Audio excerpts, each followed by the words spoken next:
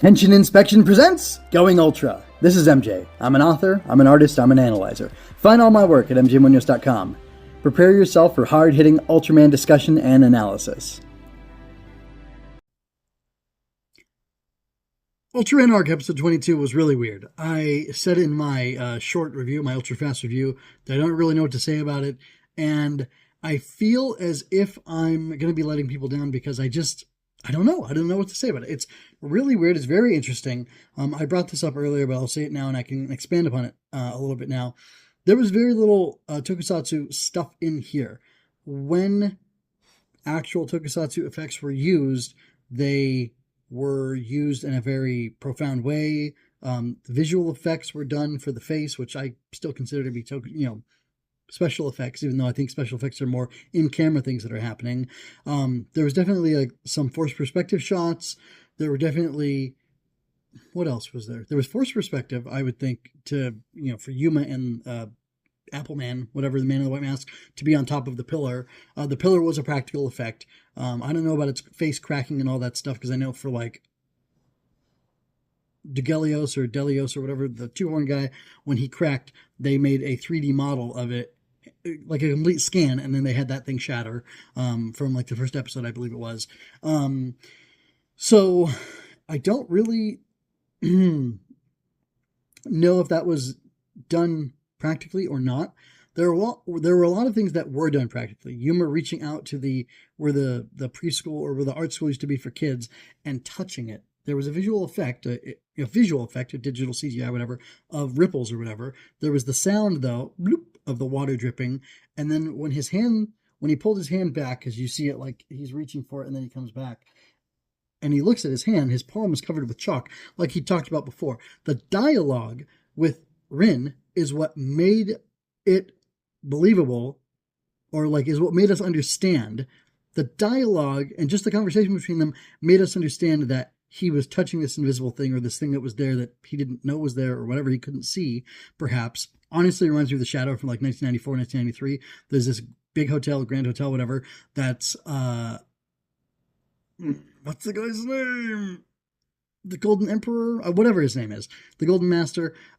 He's such a powerful psychic that he makes even the Shadow, who's a powerful psychic, forget the existence of this hotel, and he has them all hypnotized so that they think it's not even there. They think it's a vacant lot and it's all caged off and nobody touches it, nobody goes near to it because, hey, it's not there, because he's tricked them.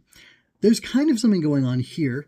And there's another visual effect, or special effect, visual effect, CGI or whatever, where when Yuma gets back to being Arc, the cube, the Arc cube or whatever, has the drawings fly into it and they become part of it. They become integrated into it. That's another visual effect.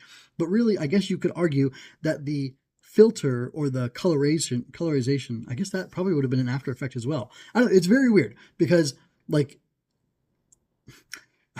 don't know, in an interesting way, episode 21, the last episode, it's a hard recommend for me. I said it's amazing, it's transcendent Tokusatsu. I feel like I should be saying the same thing about this episode, but I'm not, and I'm not exactly sure why. It was creepy, it was very interesting. It kind of had me in suspense the whole time, but not a lot happened. It was very interestingly made because it's character driven, and it's almost more of a thematic episode. And I hope I'm not doing this episode, an injustice by skipping straight to the thematic stuff and going over the more technical things, which I'm going to read all the trivia on here from the wiki, because it just makes sense to do that after the thematic stuff. The man in the white mask found a relic that he was able to use at the cost of giving up his name, at the cost of giving up his face, I believe. Name represents identity. Face represents identity. From the back, we all kind of look the same, or people generally look the same, which is why you get that moment in the movies where someone grabs somebody from behind and spins them around. The guy is, "Oh, who are you?" And then they just walk away who was that jerk? Anyway, because that's how it is. From the back, without the face, we're harder to distinguish. And this man gave up his identity. He gave up his face. He gave up his name. I don't even know if he remembers what his face looked like or what his name was. But he did that in order to have the power to escape anxiety for himself and to destroy the anxiety induced by kaiju for people throughout at least Japan, if not just Hoshimoto City, perhaps the world. We don't really know. And he was saying that by destroying the memory and the thought and the notion of kaiju, he could destroy the very fact of kaiju. He could undo that. He could unmake that through this kind of complicated process. Ironically, the wiki says that the pillar is a kaiju. And it also calls the man in the white mask kaiju. I don't think that's really fair. I think that's just categorization for the sake of us, pet interests who like that kind of stuff. But I think thematically, it's like that doesn't really matter. Even if he was a kaiju or the pillar is a kaiju, like I said, it doesn't matter. What's more interesting is that he is willing to like give up on life and give up on joy and like have this depression or this like he's unwilling to deal with anxiety, the anxiety brought on by kaiju. And in order to eliminate that, he nullifies himself in order to nullify kaiju from the world. I don't want to say that this is like a code for suicide or something like that, but it feels very thematic. Rin disappears when she's feeling depressed and so tired that she can't really remember and she can't really function. She's suboptimal, and then boom, she's gone. The man in the white mask appears, and then Rin's gone. And then Rin is kind of reborn or recast in this role, working for the chief, for Bon, as cafe girl. And I just mean like a waitress at a cafe. I don't know why I said cafe girl. And also before that, Ishido was saying that he was very strong in his will and he was like holding on to everything, but he was lost, sort of, and he was distracted. He came into direct confrontation with the man in the white mask, and then he disappears, and then he's recast as the coffee bean delivery guy at the cafe. And the reason why Skip is targeted is because Skip is what makes time travel possible. No, if there's no Skip, that means there's no kaiju, or sort of, in this interesting logical progression that was set up earlier that I will not repeat because I'd be belaboring it. Now I'm thinking of another Michael J. It's also from Back to the Future. If they don't dance, then they won't kiss. If they don't kiss, they won't fall in love. If they don't fall in love, then I'm history.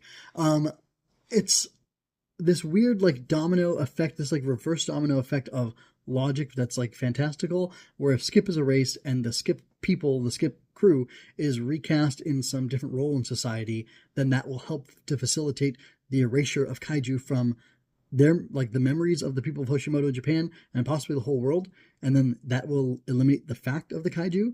It's almost like ascribing this amazing power to thought and to human perception to shape the world, which human perception does shape the world. Yuma's intense level of imagination is what enables him to be Ultraman Arc. It's what makes him immune to the activity of the pillar or the powers of the pillar.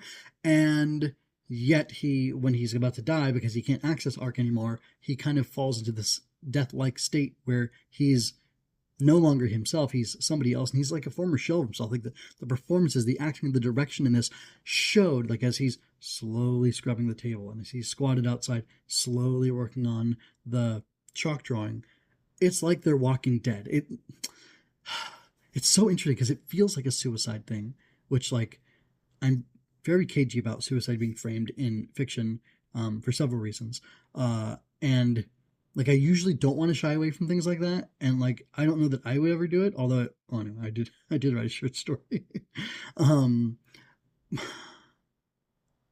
don't know. It's really fascinating. It's really thematically deep, and maybe when I read through the trivia, there will be a revelation about what exactly they were saying, or like what the point was. But I find it like I feel like this one's going to stick with me. The image was iconographic. The image was iconic or iconographic. I think either is a acceptable form of that word.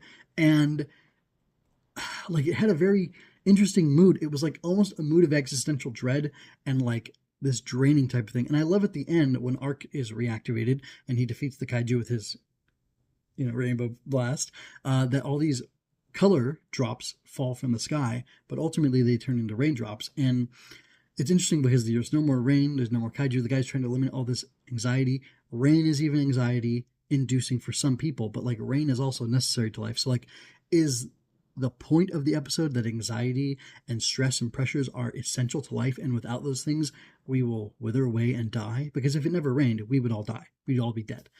So thank God for the rain. And yeah, I don't know what else to say. Like it was like a very interesting episode, and I just finished watching it. I did the short. I recorded the short and I got it edited and posted. I got it. It was in process. It's probably done now and ready to be watched. And then I decided to just jump straight into this recording. And I don't really know what else to say. So I'm going to go ahead and do some of my. Well, anyway, I'll just read the credity type stuff. So this was originally aired December 14, 2024.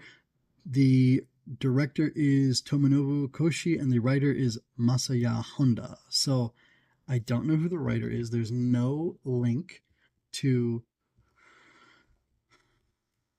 their work. I'm typing in Masaya. I copied and pasted and put Tokusatsu or Ultraman writer, and I'm not seeing it. Let's go with Tokusatsu writer and see if I find anything here.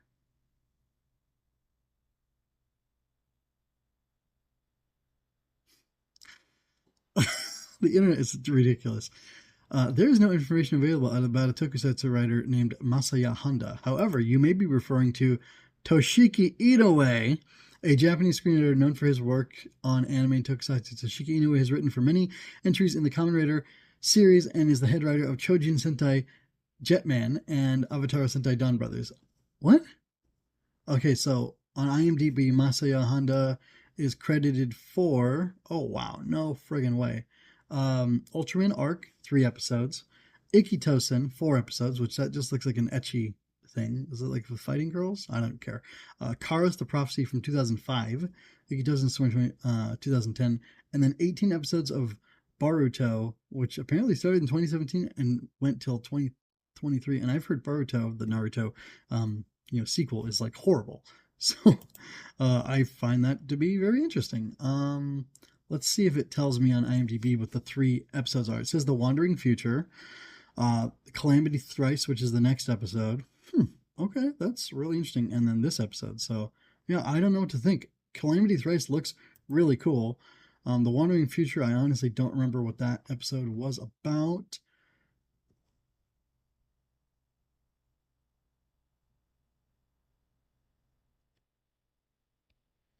Apparently that's episode uh 15, which features is 15, yeah, which features Swede, I believe. But according to the wiki, that's not who wrote the episode. So I'm very, very confused as to what's going on here, and I will just go back to talking about who the director is. The director is also the designer of The Pillar and The Man in the White Mask. His name is Tomonobu Koshi, and I believe I'm supposed to be. I think he's like a big deal. It looks like he's got a decent amount of episodes, but he directed The Full Moon's Answer, Internet Kennegon, which I think was the one with the exploding kaiju mama that I thought was interesting or kind of weird. Internet Kennegon, which was okay. It was fun, but I had weird disagreements with it. Maxie over here. The Light of Fear, which was cool. Demon Slicing Meteor Sword I liked, and then The Man in the White Mask I really like, but just it's interesting. And then Calamity Thrice I have yet to see it, so I can't really say anything about it. So yeah, and then it looks like he was the assistant director of Ultraman Z. Um, so yeah, I don't know. I don't know what else to say. It's a really interesting episode, and I was hoping that looking into the production data would help me a little bit more. I will read through the trivia though for this, and hopefully that'll offer some assistance to you and to me, because I'm afraid this is going nowhere, and I'm really glad I left this till the end of the episode so I didn't ruin the review. Okay, so here we go. Interesting. I do want to mention the suit actor for the Man in the White Mask is Satoru Okabe, and I did really enjoy his performance. Very creepy. What has he done recently? Let me see. He has been Zangil, Givas, Alien, Kuroko, Blazar in this show, Man in the White Mask, and then also the Swede alien form. Interesting, which I don't think we're supposed to know about yet, so I shouldn't have said that. And then let's see, Zongil and Blazar as well. Alien Kanan, Herbie. Wait a minute, I thought Herbie was the Washing machine. Anyway, so getting back to it, getting back to the trivia here. What do we have for the trivia? Let's see. So the episode features several references to the work of Belgian surrealist artist Rene Magritte, perhaps Magritte. The full body image of the man in the white mask closely resembles the men depicted in the painting The Meaning of Night, in the bowler hat and such, I guess. Let's see if there's a link to it. The man in the white mask is appearance behind the mask, that of a man wearing a suit and a bowler hat with his face obscured by an apple, is based directly on Magritte's most famous painting, The Son of Man. Interesting. So that image. Okay, so yeah, they are men in bowler hats and suits with white faces, closed eyes. They're on a beach. There's shells around them, and then there's weird hands grabbing other hands, kind of in the foreground in front of them. Very strange. Oddest day at the beach anybody ever had. After, let's see. After the pillar disables Yuma's arc cubes, the silhouettes of two pigeons filled in with the imagery of a cloudy sky appear, which is a direct reference to Magritte's 1966 painting, The Skybird. The pillar, being a giant floating stone object, bears a resemblance to the Castle of the Pyrenees, which those are great livestock guardian dogs if you ever need to know. Oh, I can see that. The Great Pyrenees dog. And let's see, the nighttime street scene is inspired by the Empire of Light, which I think that's where Yuma goes in to get the umbrella from the shop. And according to Tomonobu Koshi, the composition of the Empire of Light was suggested by cinematographer Satoshi Murakawa. The production team combined practical effects with the synthesis department's technology to achieve the final on-screen result, which, let me look at what that is. So I believe that night scene is talking about when Yuma's looking for the umbrella and he goes into that store. That looked like an effect. It looked like something, not quite real, not quite there, but it worked and it definitely had a tone and a mood. So I do like that. There's a couple other ones. Instead of using Yahoo for a search engine, Ren is using Yapool, which is funny. It even has a little exclamation point at the end, so it's stylized like it. It says the filter and color tones used in this episode are reminiscent of those seen in Ultrazone and episodes of Neo Ultra Q, and the photo of the pet dog Yuppie, the chief's pet dog in the alternate universe coffee shop thing, shown by Hiroshi in the cafe, is actually a picture of director Takanori Tsujimoto's pet dog Mu or Muchan. Initially, there were discussions about naming a coffee machine or a product in the cafe after UP. However, following the suggestion from Tsujimoto, the name was eventually given to a dog kept by the station chief, which is very cute. Very cute indeed. Oh yeah, so it is that shot with the shop that I was talking about where he goes to get the umbrella. That is the shot that is referenced to whatever the other painting was, the Empire of Light. So yeah, that's all I have to say. That's all the trivia on the episode. I'd love to hear your thoughts on it because I don't really know my own thoughts. I do, and I express them to you. It's just interesting, and I feel like this is something to sit with and think about for some time. Anyway, yeah, so I'd appreciate it if you would go to the show notes, check out mjmoments.com, check out all my work there. You can also check out growbugs.com to get a sneak preview, get on the email list so you can find out about my book there, which features magical bugs battling monsters. It's very much heroic story. It has bugs training and learning and growing to be better, stronger magical bugs so they can protect children of the earth from being destroyed by monsters or preyed upon by monsters who are creatures of darkness and chaos. And I think it's pretty cool. And again, you can find out about that at growbugs.com, GROBUGS. And anyway, until next time, folks, take care and be well.